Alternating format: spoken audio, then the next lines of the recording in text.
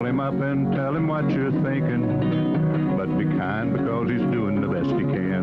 Better, stronger, faster. Mama says that alligators are ornery because they got all them teeth but no toothbrush. Hey, what if the voice calls while you're gone? Take a message. Bye. You ready, champ? I'm ready for this my whole life. I'm incapable of small talk. But that's why you love me, right? Kind of intimidating to be in the presence of so many great athletes.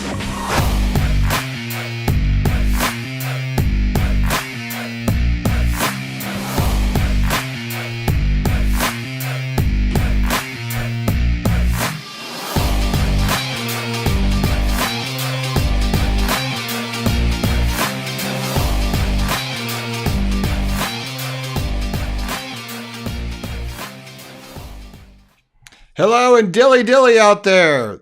I am not Buddy Martin, but I am Brendan Martin. Buddy Martin's on assignment tonight. It's an old joke. It's an old radio joke that he used to say with his buddy Joe Williams when I grew up. I am the son of Buddy Martin. I do this too. It's very official.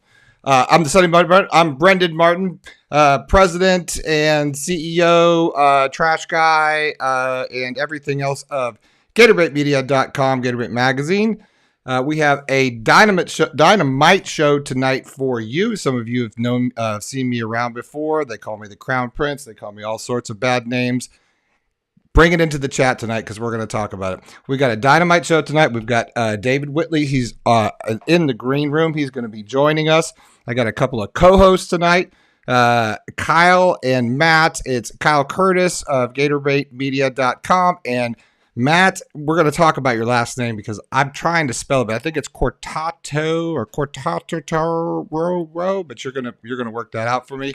But first and foremost, welcome to the show. And I am going to bring in a guy. He's probably going to ruin his career right now because he's going to join me in this, but Mr. David Whitley. Hello, sir. How are you tonight?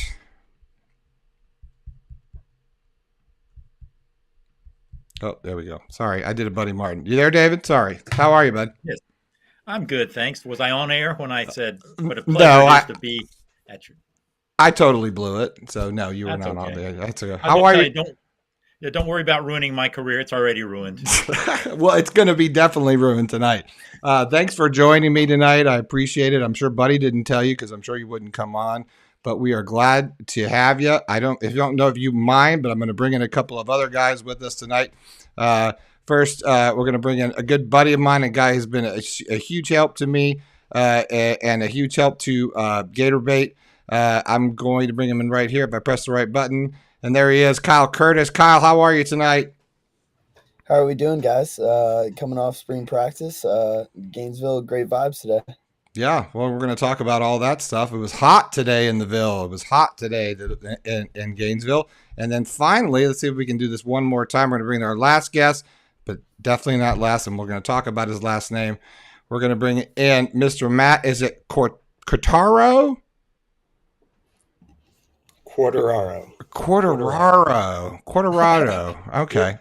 Well, I'm from Colorado, so it feels like it's that's like a sort of a Western sort of last name, sort of like maybe is it Hispanic or is it what's the deal with your last name? It's Italian. Is it Italian? It's from Italy, so it's Sicilian. Are you? And we believe actually at one point that it was shortened. It was actually shortened to Quartararo at one point. How do you shorten your name? Because I always have to make sure everything's spelled right on the website, which is funny because I'm dyslexic. So, sorry everybody. But so are you mafia? I mean, is that do I need to be worried about you? We don't call it the mafia. Okay. Right. We don't call it the mafia. We're not really sure what it was shortened from. Okay. That's the rumor. All right. Well, that's perfect. Something. That's perfect. I've got 45 nicknames, and my dad spelled my name with 2 E's, not next to each other. Hey, stay classy. David, how are you? I'm going to start with you, and everybody just kind of jump in. We had a really big weekend, surprisingly, with spring practice kicking off. We had some basketball because we're going to talk to later on. We're going to talk to Chris Harry at FloridaGatorsports.com. And we had a lot of baseball, big weekend with the Miami.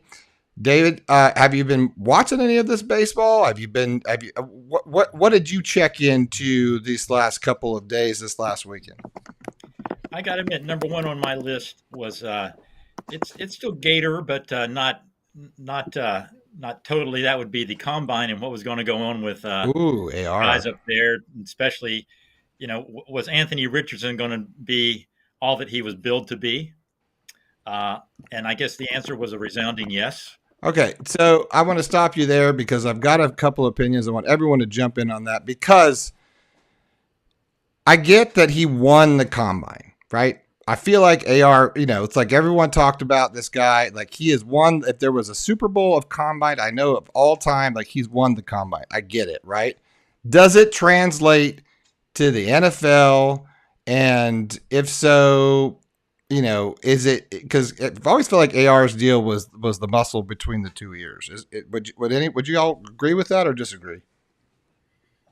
Yeah, I mean his difficulty was in just processing information that a quarterback has to do, right? And from the neck down, you're not going to find a better prospect. I don't know if in the history of the NFL, I mean it's crazy what he did physically at the combine and what we've all seen him do. The question, of course, is will it translate? And that will be the great debate. That will, if I guess the draft is in 6 weeks, 8 weeks, and it will take up 95.7% of quarterback conversation, on talk radio and blogs and podcasts and everything else. That's right. It's a great debate because the ultimate answer is we don't know. Right. But, I could argue it either way. Although I had a pretty long talk today with the guy who's training him over at St. Augustine. Insider information here, Mr. Whitley. Quarterback developmental thing. And I got to tell you, by the time I was through talking to him, I'm almost on the AR bandwagon now. You are? I thought if there's anybody that I could talk to about this, I feel like I'm on an island and I'm going to bring in these other two guys and talk about. I'm pretty sure that wasn't like the best season. After Utah, he had some bright moments and bright spots or whatever. One we talked about, some of the, read reaction stuff and whatever, but he seemed injured. That was the rumor for, half of the season. He's not an injury prone guy, but I know that a quarterback that's like a triple threat like that tends to get injured a lot because you run the ball a lot, and I've heard him compared to everybody under the sun. I'm just curious, to me, is it, and everyone said, well, worst offensive line, in the SEC, college football, whatever. I don't know. I'm just not totally bought in the fact that he's just going to go into the NFL. And on top of that, I don't know if I want to draft him number one. What do you think, Kyle? Yeah, here's kind of my take on the whole Anthony Richardson combine situation is not only is he going out there putting up numbers that you've never seen at the quarterback position. I saw a tweet today. They ran a metric or something like that and compared all the players that have ever done anything in the combine. And I think he had a 96% match with Khalil Mack. That was his top, combine comparison out of all positions, all players. And, that just speaks on what kind of freak athlete he is.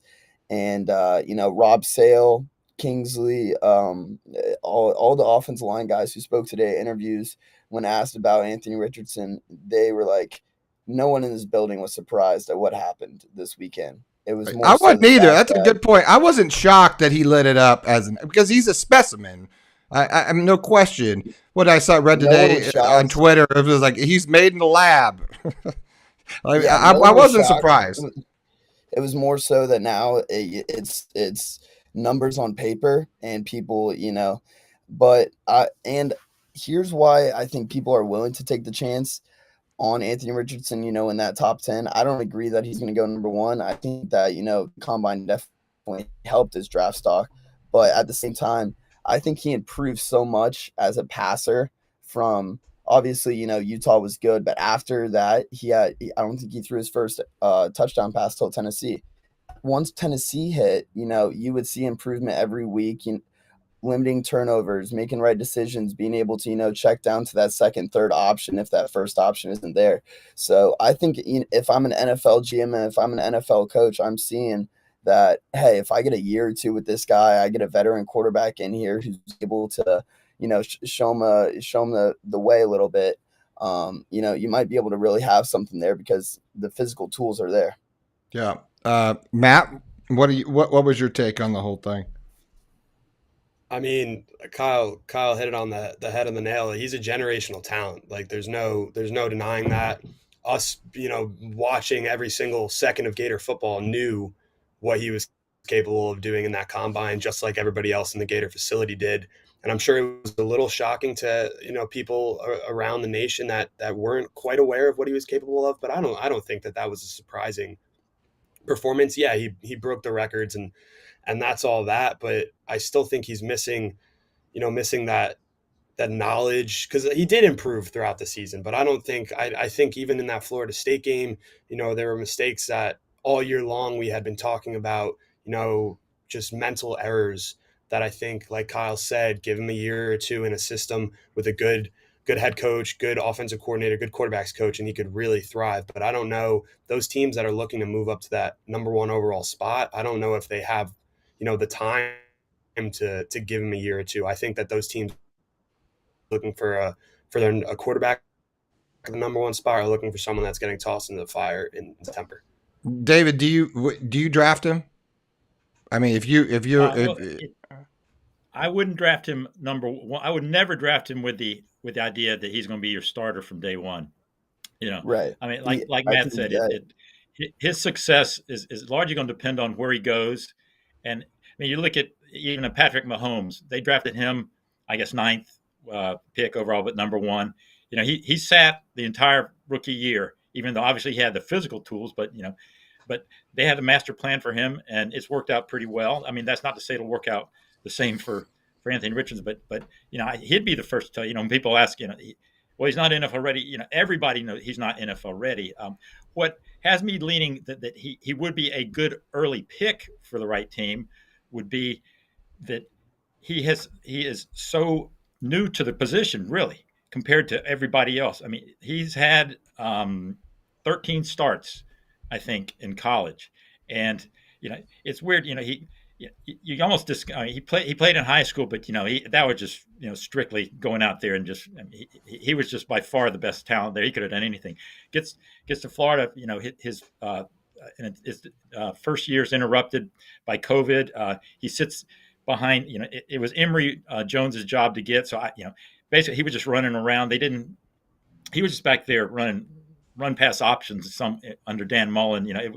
And he got the one start against Georgia. Obviously wasn't ready there. No. And then Billy comes in and he's obviously started there. But he was sort of tweaked up last year, and also they couldn't really unleash him totally because they had nobody behind him. I mean, the only semi-capable guy was Jack Miller, proven guy, and he had a broken thumb all year. And after him, it was it was people who had never even taken a snap, so they wanted to protect him to some point. But yeah, I mean, he did improve every game. If you look at statistics, I mean, he was still making the errors, but he was getting better. And so people comparing Cam Newton had a ton of starts in college. That's what I was going to bring up the Cam Newton thing, because there's been a lot of comparison. It would be interesting to see. It would be interesting to see him one more year under Napier. Yeah, but I think he's going to get hopefully be in a position where he can learn, because he would tell you, I think he's not ready. But I think given a year or so of grooming and stuff, and the thing about it, another name you hear, he's like Jamarcus Russell, who was one of these great specimens too.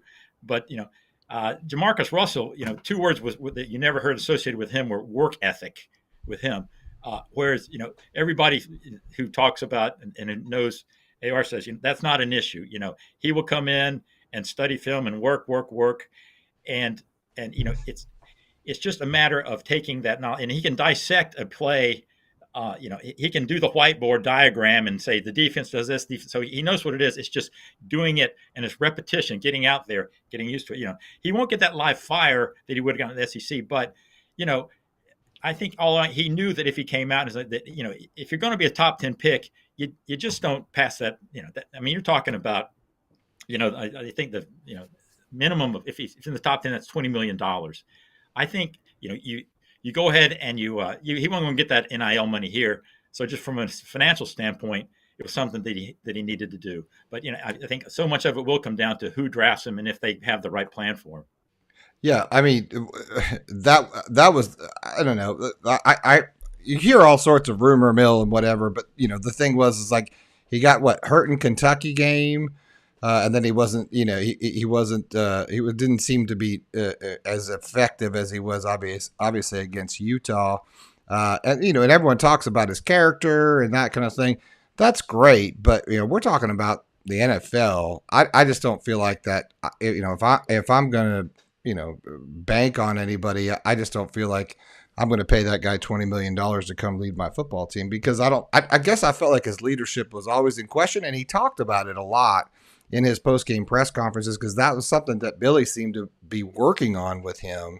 He's a kind of a soft-spoken guy, and so we'll see. I guess we shall see who drafts him and how effective he is. I want to transition a little bit, since we're talking about quarterbacks, because now there is a giant question mark. And now we're in spring football. Obviously, a lot of people want to know what's going on, but I know we haven't seen a whole lot of reps. David, what's your take on Graham Mertz? We don't have a whole lot on him. I know what he wasn't impressive in high school, he wasn't impressive in college. Is he going to get you really feel like he'll win the starting spot this year? It seems like he's been sort of bequeathed it already. I don't want to sell Jack Miller short, because everybody's impression of Jack Miller was in that Las Vegas Bowl, where really he was like the Texas Army at the Alamo. There's just no way. He hadn't played in over a year, and he was having a totally rebuilt offensive line, and it would have been tough for Mahomes to go in there and look good again, with that supporting cast. So I think it'll be a healthy competition, good competition with he and Mertz. But that's another thing that we can conjecturize all we want, but you really don't know, because it's spring ball, and the what we see is 15 minutes, 3 times a week, and he's throwing to wide open guys, where you should complete that. We'll get some indication spring game on where it stands, but ultimately. It's a guessing game. You can say, yeah, he was obviously had his issues at Wisconsin. You could say it was the offense there, whatever, blah blah blah. Well, we don't know. If you had to pick a guy out, the names that are out of the portal, he wouldn't have been your number one pick. But it sort of speaks to the condition of the quarterback position there. That he's automatically the number one guy at Florida coming in, right? Basically couldn't make it at Wisconsin. So, again, like everybody, wait and see. I hadn't been out to practice yet to see, partly because I think even I saw it, it wouldn't mean anything to me. He'd be hitting guys who are wide open anyway. Well, have you guys seen him much? Any impressions? Yeah, so I was going to say, Matt, you were out today at practice, and we got some of your highlights and stuff from that today. I know we only had a viewing for 15 minutes or whatever it was. Tell me what your takeaway was from today. You're right. Obviously, it's 15 minutes. They're not playing against defense. It's really, really tough if anyone has a foot up. But I think there are a couple key things that you can really take out of it that are still positive. Both of them have good timing so far, albeit, no defense, but the timing is something important to get down. I think it's also important that they're both kind of the same style. If there's a quarterback competition and 2 very different style quarterbacks, it's very hard to start to build an offense around them. But Napier is able to start building the offense now, which wouldn't be the case if you had 2 very different style quarterbacks. So I think that's a benefit. Miller looks sharp. I think he gets a tough rap for the bowl game, definitely. Yeah. But he definitely looks sharp. Something about about Mertz real quick. Day one, Austin Barber, when he was talking, said that when he gets there, whatever time practice is, Mertz's car is there, and then when he leaves, Mertz's car is still there. So there's no question about his work ethic, and we know that Miller has a good work ethic. So I think Well, we know a lot of his car positives has a out of good both. work ethic. What kind of car is it? That's what I don't know. Yeah, he could be sneaking out the back gate and sleeping his car parked throughout the day, but we'll assume that's not the case. Well, it will be. I'm interested in Kyle. We were talking about this a little bit the other day, but and you alluded to it, David. But Miller's, he's at least been around, right? Like he's broken thumb and all, but like he's been around Billy. He's been around the offense. He's been around the milieu of the team and Gainesville and everything. Is it kind of a 1 and 2? Do you guys feel that way, Kyle? You were out there today. Yeah. So I think that's kind of how most of us felt, headed in today. But after talking to the different players and stuff like that, I think that they completely agree that it's a competition right now. Kingsley, who he even said today, I feel like I'm a leader on the offensive line, but also this whole team. And he made a point to say, yeah, Graham Mertz, he's my locker buddy. It's him and Taraj Mitchell. And he's like, I think the coaches did that on purpose that's a testament on not only him, but Graham Mertz and Taraj Mitchell as to what kind of leaders they want to be on this team, because Taraj Mitchell's lined up to be the quarterback of that defense, calling plays, and, that Ventrell Miller trying to fill that hole. So I honestly want to say that it's just spring practice. We're 3 days in, but I want to say that Billy Napier's given it both guys an equal shot, because you're right. Jack Miller's been there. Jack Miller has taken first team reps before. He's had a preparation doing that stuff. I also wouldn't rule out, the Gators going for another transfer quarterback here in this summer portal. There's a lot of teams out there with a few different quarterback battles with, solid guys. So when starters start, making their way from the rest of the depth chart, I think you're going to see a few more guys, go into that portal in the summertime. We didn't get Jack Miller last year till the summer. So I think that there's still opportunity for that. But up until then, I think that, each guys are getting equal reps. Yeah. Well, listen, it's definitely a jump ball here, to say the least. It will, it all comes down to, I know it's the spring, the orange and blue game. Sorry, everybody. But like, that's how it will be interesting to see who's playing where, and what kind of effects. I did enjoy your highlights today, Matt. If you want to go to gatorbaitmedia.com, if you're not a subscriber, you should subscribe. Best coverage, I think, that online anywhere else. But we have highlights that Matt shot today and posted. You saw some of these guys working out. I wanted to ask you all about, and before I got just a minute or two left here, before we bring in Chris Harry at FloridaGators.com to talk a little SEC basketball. But David, I wanted to talk about Austin Armstrong. And what, he's a young guy. I think that he is the youngest in the history of the SEC as for defensive coordinator. Do you have much of a take on him at all? Have you really checked him out at all, or not so much? Well, just what you hear. He is a comer. He's sort of like a young. I've seen other guys who had been defensive coordinators that quickly, and you should. I don't think his age should be held against him, because I was checking out like Kirby Smart. He was a defensive coordinator at 31 and one like that. So it shouldn't be held against him. But it also means that there will be an adjustment period, because it is his first time. We don't. I mean, he's up to this point, he's done everything right. Everybody speaks very highly of him, and they say that he was ready for this kind of job. The same thing they were saying last year about Patrick Toney. And, there's a real debate whether, what will Toney's tenure be be judged as here. Unfortunately, it will always have an eye for incomplete because the roster was totally made over, and they had a just historically bad defense, but he inherited a historically bad defense. So we will never know if he was turning it around. Whatever it is, now it is the new it is what gosh Abraham Austin Armstrong. Armstrong, yeah. Double A. Mm-hmm. Yeah, Austin Double A. Armstrong. Yeah, that's what I think about. It is his gig. It is his gig now to do. One advantage is that he is coming from, I don't know if you call it the Napier system, but he knows this. It's not a complete overhaul.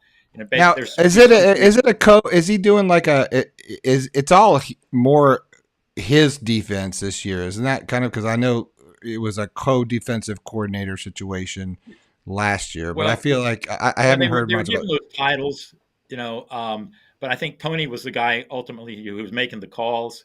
And he was also coaching safeties. Now, Armstrong won't have a specific area to coach. He'll just be over everything. It's like everything else. You can say, it's going to work out great. And you can say, nah, they should have gone with a more established guy. But even then, hell, Todd Grantham was an established guy, and we saw how that worked out. That worked out great. You never really know on these things. Yeah. But they're not going to be a top 10 because there's so much turnover. But there's talent there. But last year they had, it's like for the whole team. I think the top 22 were pretty good. Then it got pretty threadbare fast. So they're still in the process of turning over the roster and stocking that. But tell you one thing, it better get better. Yeah. because man, the last few years have been if you were put in a coma and as an old Florida fan and the defense, and you woke up and you says, oh my God, what has happened to Florida's defenses the last couple of years? I mean, they've turned into Vandy. Well, let's not talk about Vandy, okay? Yeah. They wish they were Vandy last year. Coming again. Yeah. Well, it certainly is. Like somebody just posted, and I think put it on the chat here. It is spring ball. It is like day 2 practice. Obviously, these guys are just going through the motions and getting used to a lot of new coaches. Who's the new safety? Who's the new tight ends coach got promoted? I forgot his name. The guys, you remember? Galloway. Yeah. He's Galloway. Yeah, Galloway. Yeah, and then so it's a lot of new faces out there. But this is what Billy wanted. This is a lot of new players. I mean, how many players left now, Kyle? Because I know you had a running list going. What's the number left that jumped into the portal this year? It was 20 something. It's like 26, I believe, or 26. Something around there. Yeah. Mm-hmm. Yeah. So, but I mean, I don't know. I think that with the coaching changes and all that kind of stuff, I think that he still has the support of his coaching staff. And Robert Sale, talked about it today, and he's like, that's the reason that we have such a big coaching staff, is that we're built to take these kind of hits and stuff like that. And I don't care if he's 28. I don't care if he's 54. If he's able to coach football and, get these guys to perform at a high level, then I don't think that it really matters. And he's bringing energy to practice. I saw videos today of him Matt got a great video of him just, really getting in it. And I think he can relate with players a lot better. So. Yeah. Well, Mr. Whitley, we've taken up too much of your time. It is 9:30, and I'm going to have to say the orange and blue room, which I'm going to call it. I'm going to do this one more time with the papers. The orange and blue room is got our next guest on. Chris Harry's going to talk hoops with us. It was nice talking to you. Thanks for joining us, and hopefully you won't have to endure this painful process again, Mr. Whitley. Oh, no, it was a pleasure. And it's the first time on the Buddy Mark Show I've heard the term milieu used, so congratulations. Well, I am the crown prince. What are you going to do? That was a touch of class there. Stay classy. You know what I mean? Stay classy. Yeah. So thank you, David Whitley, Gainesville Sun, longtime journalist and regular Tuesday contributor on the Buddy Martin Show. Sir, thank you very much. You have a good night. Thanks for joining us. I'll look forward to talking to you again. Have a good night, Mr. Whitley. Good night. All right, gentlemen, will you hang out? Because I would like to talk some hoops with you guys. You guys mind hanging out a little bit longer? You make me look much better.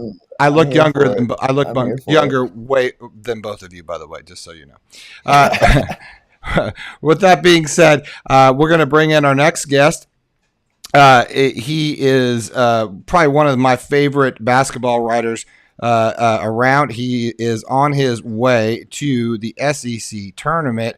We are going to bring in Chris Harry from FloridaGators.com. He is the hoops analysis. Chris, are your bags packed and are you ready to go? That's all I'm worried, because I never pack until 10 minutes before. Well, I packed this afternoon, and That's the thing about classy. it, these tournaments, you got to pack, for sometimes you stay longer than you anticipate to stay. Yeah. Obviously that's what coaches tell their players, pack to stay a while. Right. Plane leaves in the morning. I'm packed for a lengthy stay. If it is a lengthy stay, that will obviously be very, very good for the Florida basketball team, and they do some good stuff happening to them for a change, I think. Well, interesting kind of finish for Gator basketball. Beat LSU. Colin Castleton hurts his hand. We've got interesting things happening in the SEC. Kentucky's a big question mark. All sorts of things going on. Give me your take on what you kind of foresee things going down here at the SEC tournament. I'm sure you don't have a prediction, but you may. But just give me kind of your summation. What you expect to run in? What's the first game? Is it Thursday? No, the first games are tomorrow night. Tomorrow night, that's right. Those are basically play-in games with the bottom four seeds. But the conversation with the Southeastern Conference tournament begins and ends with Alabama, for good reasons and for bad reasons. I mean, let's face it, they've been the best team in the league all season long. They've had the best player in the league in Brandon Miller all season long, and they had the biggest controversy of the season in the Brandon Miller.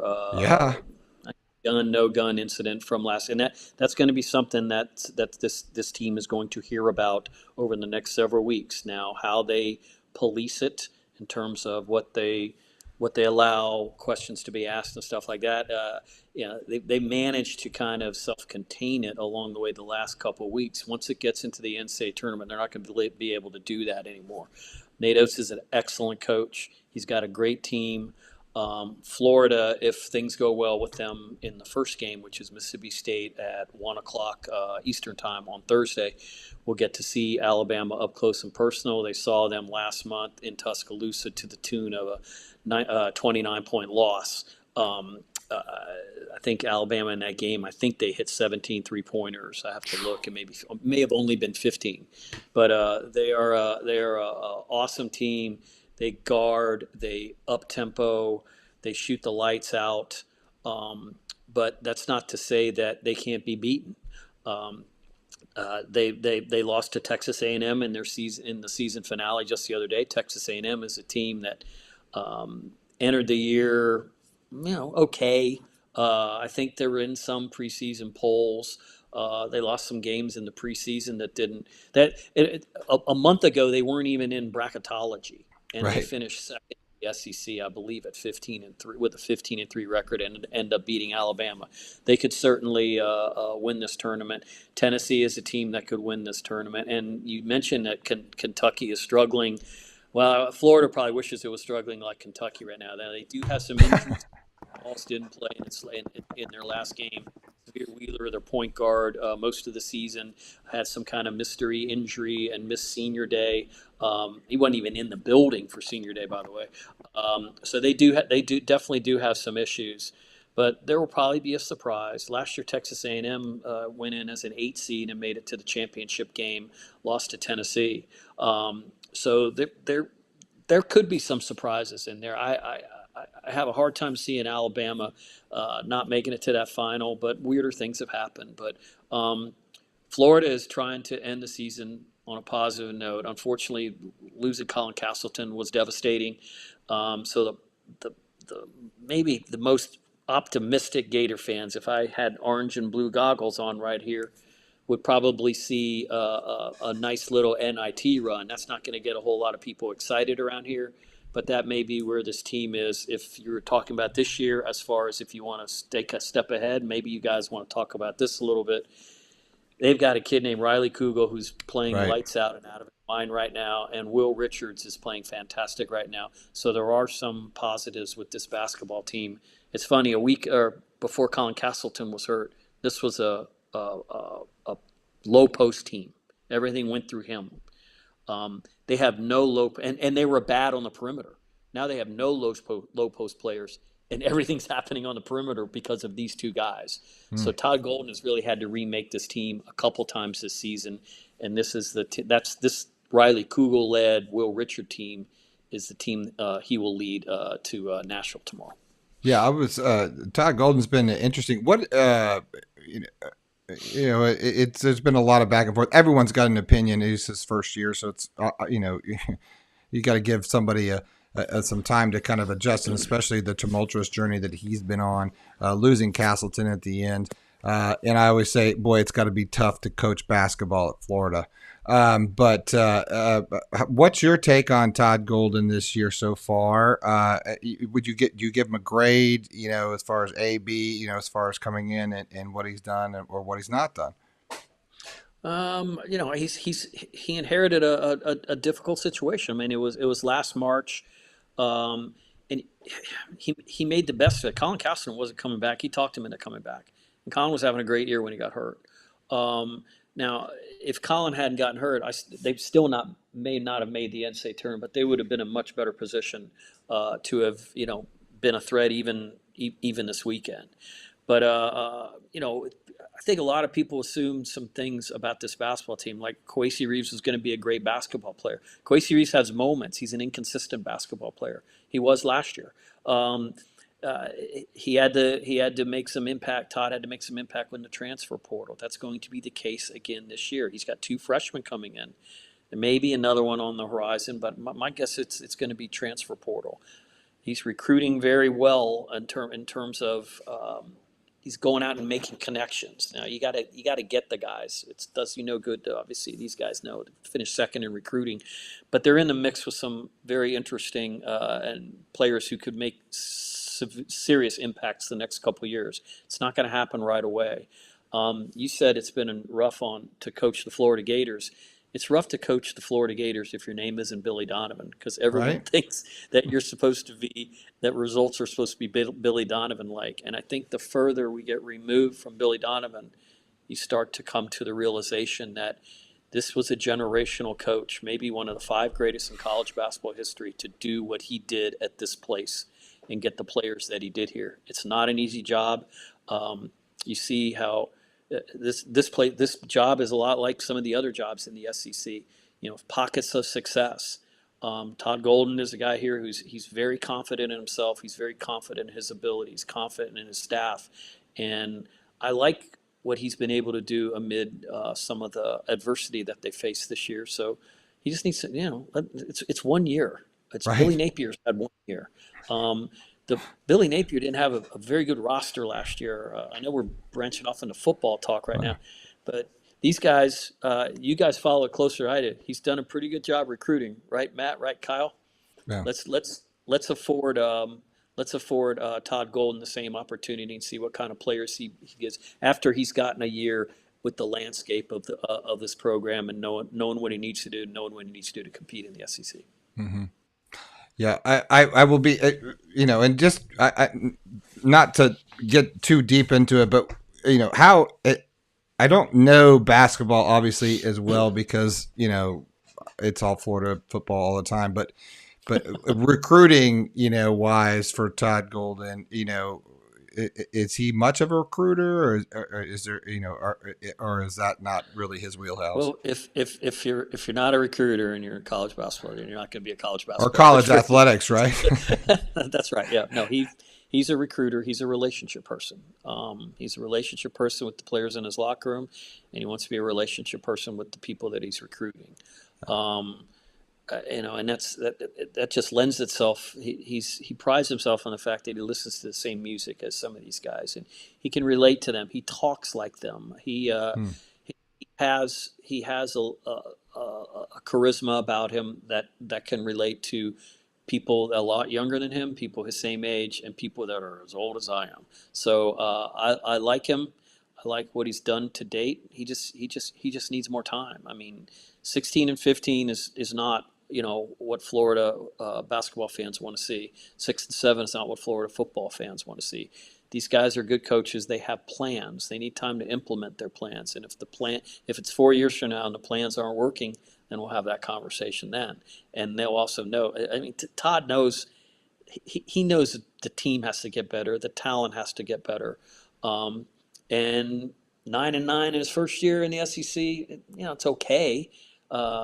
Mike White never had a losing season here. Mike White never had a losing season in the SEC. I think it was important that didn't happen this year, and there was a good chance. I thought there was a good chance it could, especially after losing Colin. But the last 2 wins of the season secured the fact that Florida will not have a losing season, which they have not had since Billy Donovan's last year here in 2014-15.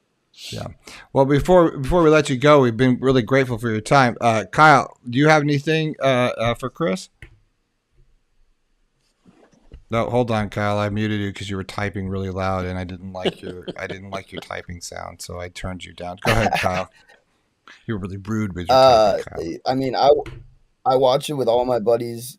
Me and Matt, we're always watching the games here. We're seeing Riley Kugel, and I think people are starting to realize all SEC today, and I think Will Richards has really come on too. Watching him, and I'm a big NBA guy. I think he's ready to be a one and done guy. How important is it, you think, for him to be able, Golden to get him back, and what are the chances of him maybe being a one and done guy? I hear what you're saying, Kyle. I just got to think that you're seeing those moves out there, and I'm like, wow, that's true. The sample size is small, so I'm crunching some numbers here because I'm actually writing a story about him. So you go back to before his little 8-game run that he's had right now, which is he's had 8 straight games of double figures, which no freshman had done here since Bradley Beal. And before that, I mean, he was averaging 6.6 points a game, 2.2 rebounds a game. And he was 18 assists to 31 turnovers. In the 8 games since, goodness gracious, 18.2 points a game, 3.5 rebounds a game.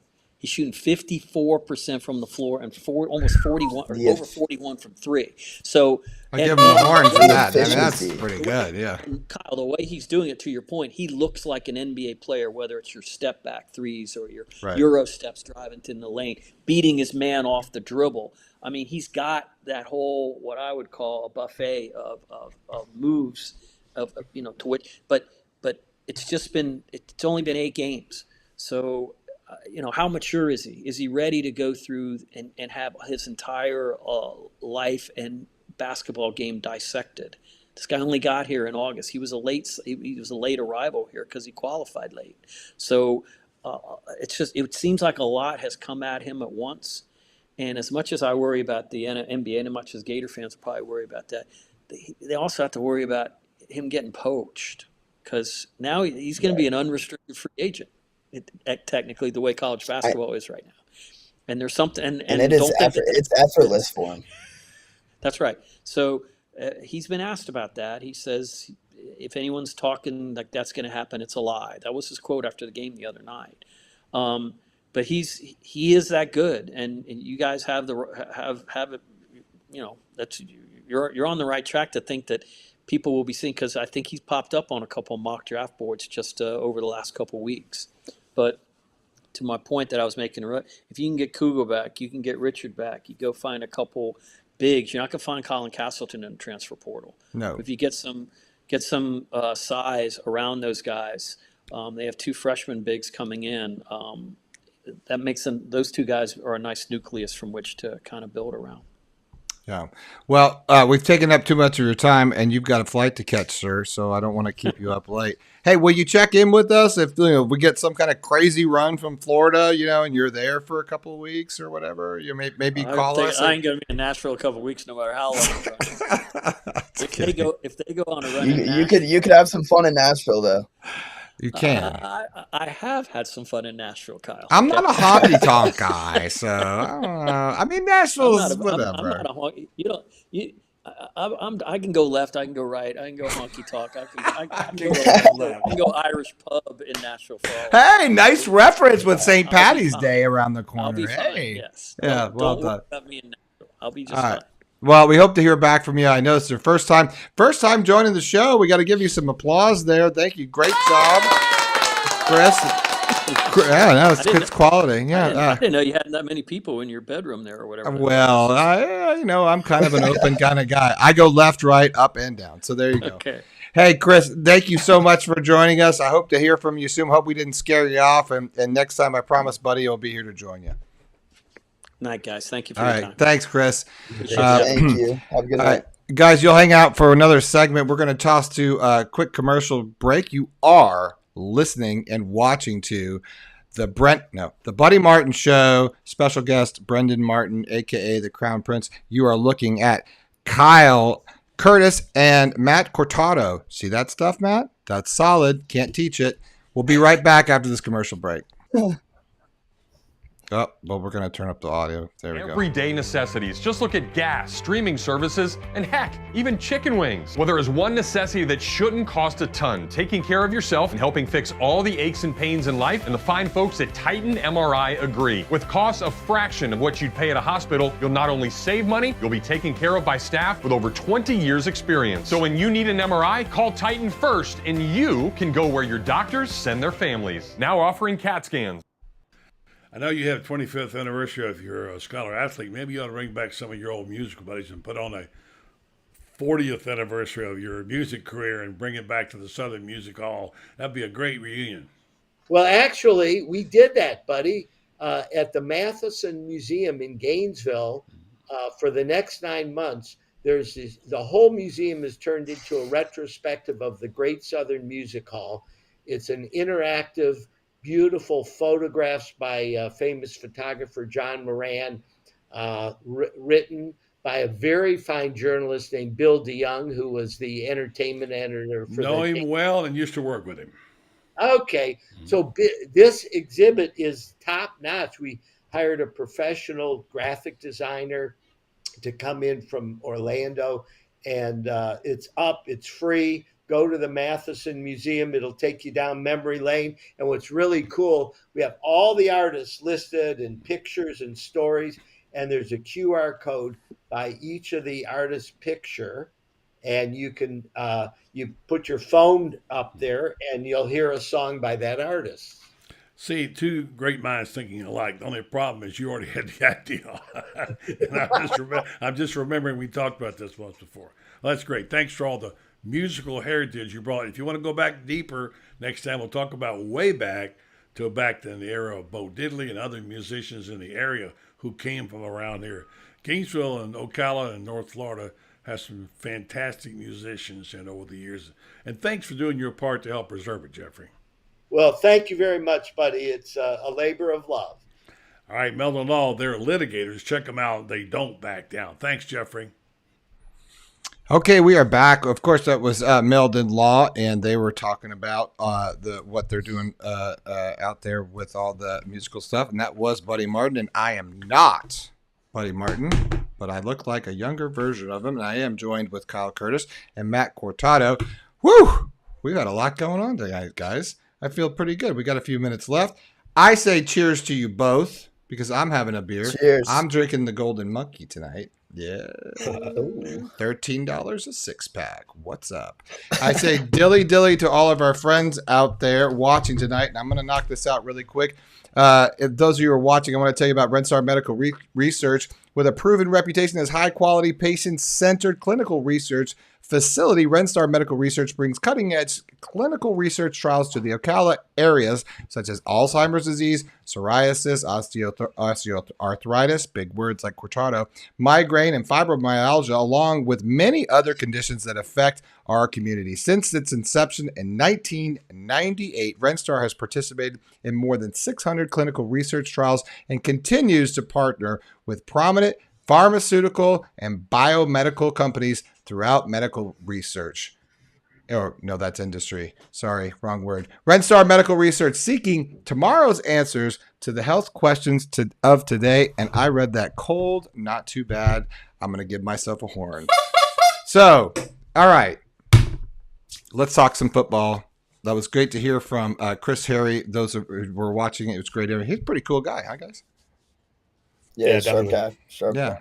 He was talking to give us some insight there. I didn't know Todd Golden was into all the good music. I want to start with you, Matt. You are writing a story tonight for GatorBaitMedia.com. You're taking your takeaways from spring practice. You were at it's the weirdest name, by the way, the viewing. Can we work on it? Like, I'm sorry, but that's a very, like, I feel like at the viewing, I'm going to a funeral, kind of. Like, I'm going to the viewing. I don't know. I think we could come up with a better name for that. But you were at the viewing today, and you're writing an article about it. What are you writing about tonight? So I'm mainly focusing on the offensive group. There's a lot on display today. I spent a little bit of time over by Russ Callaway, who we touched on earlier, who was promoted to the tight end coach a few days ago. Liked what I saw from that group. He was very energetic. The buzz that I got from around the facility was that a lot of the guys really like him. So I think that's really good for a group that, there's not like a crazy standout guy there already, but someone to keep an eye on out of there. I marked him down here. Dante Zanders. Was watching him today. His route running looked a lot better, and he's down 20 pounds from the end of last season. Wow! So I think that he's 20 pounds. That's a lot. Yeah, but I think he's in much better shape to be, a tight end one, which we didn't really have all of last year. So I think that's really good. And then also I said after day one, Andy Jean, who's one of the freshmen wideouts, looks really, really good. What did you like about him? What, just running sharp routes or catching the ball with hands? Very sharp routes. His hands are very, very soft. And then Pearsall looks faster, quicker, so explosive coming out of routes, which I know isn't really a surprise, but that stood out to me today compared to the rest of the group. He looked very, very explosive. Kyle, that's like Pearsall. I feel like he's a major leader in the locker room. Are you getting that vibe at all, Kyle? You were there today as well, and I know you were talking to the players. But did they bring out Pearsall, or have you heard from him yet? They haven't brought up Pearsall yet, but I know that. Just from last year too, he was kind of the main. He established himself there about middle of the season when Anthony Richardson started getting his stride. That was kind of Anthony Richardson's guy there down the stretch. And, being that guy in the locker room who's been there, who's been successful, not only is more so, I think Pearsall, I've heard, he might not be the most vocal guy being there, but it's more so a lead by example kind of guy who just goes in there and gets the job done. Yeah, well, so you did a story the other day about sort of this, I don't know, I hate to call it the roster, but, or a depth chart, excuse me, but, and we know that's loose, but, can you kind of give me what the receiving core, is shaping up, or is it still sort of in question? Well, yeah, so we got really the only two guys who are coming back that had meaningful, impact last year: Xavier Henderson, Ricky Pearsall. We have Jaquavion Frazier's. I think we're gonna see a lot of these younger guys, transfers or recruits who are coming in, being able to make an immediate impact. Quattro touched on Andy Jean. We also have Eugene Wilson, Aiden Mazzell. Those are three guys who I think that are all going to be able to make immediate impacts, whether that's returning punts, returning kickoffs, being able to just go in there and, just be that swing route person and stuff like that. That's what they're always working on whenever we get the little 15-minute practice scrunch. So, those are the outside of Pearsall, there's not much veteran leadership in that wide receiver room for now. I feel like the offense is going to be interesting to watch this year because now you don't have AR back there, right? So you really got a whole different look, right? The offense is going to be interesting. Yeah, because there's not a guy that's going to take off and run, right? No one's really got legs. None of those quarterbacks outside are of the really running backs. Outside of the running backs. I mean, I'm just talking about quarterback position as far as, none of those guys are going to take off and go get you, a diving touchdown in the end zone for 56 yards. I don't know. That changes things. You got a lot more of a pocket, sort of a quarterback situation, which to me puts the offensive line in question. And I couldn't name one guy on the offensive line depth chart right now because that is completely overhauled. Am I correct? The offensive, that's what most of the press conference today was about, was more so, these are a bunch of guys. These are the first times that they've lined up next to each other. And Rob Sale's logo to these guys is 5 equals 1. And that means that the 5 offensive line should all be on the same page across the board. And when this is the first time you're putting pads on next to each other, I'm not even pads yet. There's going to be some growing pains, but he touched on the fact that everyone's willing to go out there and work. And these are we got some big dudes out there. We got 300-pound plus guys out there, and so if they're able to get all on the same page, we have the talent in the backfield. The Montrell Johnson, Trevor Etienne you can't deny that that's one of the most dynamic backfields, not in the SEC, but the whole country. So, agreed. If we're able to get some guys up there who are able to all get on the same page, and have a reliable quarterback where they can't just put 8 people in the box and sell out all on the run because they know we can't throw the ball, then we might be able to find some rhythm. Yeah, and there's also Austin Barber and Kingsley are still there, and they've both spoken in these first 2 days. A lot of leadership is developing there. Barber spoke during that first day, and he seems to think that offensive line group will be fine. And Kyle mentioned the size. I mean, he's a massive guy. Austin Barber is huge. And he was saying that to that group, he was not the biggest guy. There are massive people that are coming into this group. I think it'll be fine. They have enough time. I think that, almost building a new group, you have a bunch of different guys that could fit into a bunch of different roles. Barber talked about how he wants to be the left tackle, but might switch to right tackle potentially. I think that having a refurbished offensive line isn't necessarily a bad thing. They have time to develop the chemistry and get things going, and starting in the spring. So plenty of time before the fall. Yeah. Well, again, Billy is a smash mouth football kind of guy. He likes to run the ball, right? He likes to establish a strong. We've heard that our whole lives. If you follow football at any level, you got to establish the run game so you can be a effective play action sort of a situation. Set up the big play, which obviously there's speed on the edge, but Billy likes to really. I always just felt like last year, and tell me if I'm wrong, but that he really likes to establish that big time. He likes to, run the ball. He likes to go for it on 4th down, but he likes to run the ball, at least 1 to 2 times, in that series, and kind of stick it in your face almost like an intimidation thing. Would you guys disagree with that, or? I think I think you're able to tell a lot last year when the script works for Billy and when the script didn't work for Billy. I think that he's a guy, he's a planner. You can tell just by being around Billy. He's an OCD planner, by the way. He takes notes every second of his day planned out. So, literally. Yeah. So I think that you were able to see last year when, the running backs are running for 250, 300 yards combined. And then you're able to see other times when you're like, all right, this isn't working out. And now you're scrambling at halftime trying to figure out like what we need to do. The script didn't work.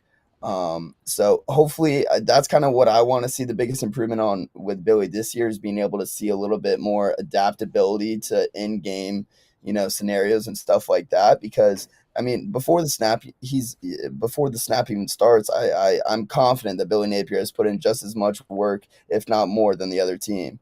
But it's what you can do in the game that decides, the outcome. Well, my biggest knock, and just because, look, it's hard enough to work with like 10, 15 group of people or whatever. what's there, 99 coaches or something like that. There's a heck of a lot of coaches on that coaching staff. There's a lot And- of titles. A lot of yeah, titles to remember. yeah, and I feel like I mean, that's a difficult thing to manage because it's 99 people. I got 99 problems, you know what I'm saying? But I feel like that was, that's a hard way to come in because you're managing them and then you're managing their squads and you've got to be, the message has got to be succinct, right? This is what we're doing. This is the kind of play, and Billy's that kind of a guy. Like you said, I heard Strickland talking at a luncheon this year. I talked about this before, and he said when he sat down with Billy and he gave him his org chart, right, for coaches, he went through every single job and justified that job. Like he had it. Like he said during COVID, he just sat around. And he just made, this is before he even knew he was going to be at, coach at the University of Florida.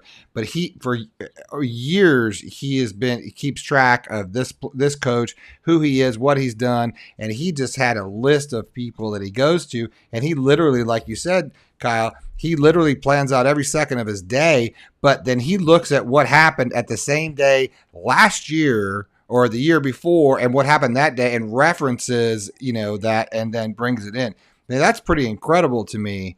So, I mean, look, I hate to say it, you're in a fishbowl, right, at University of Florida. And you don't win 8 games next year. It's going to get ugly. Matt, excuse me. Yeah, Matt, you agree with that or?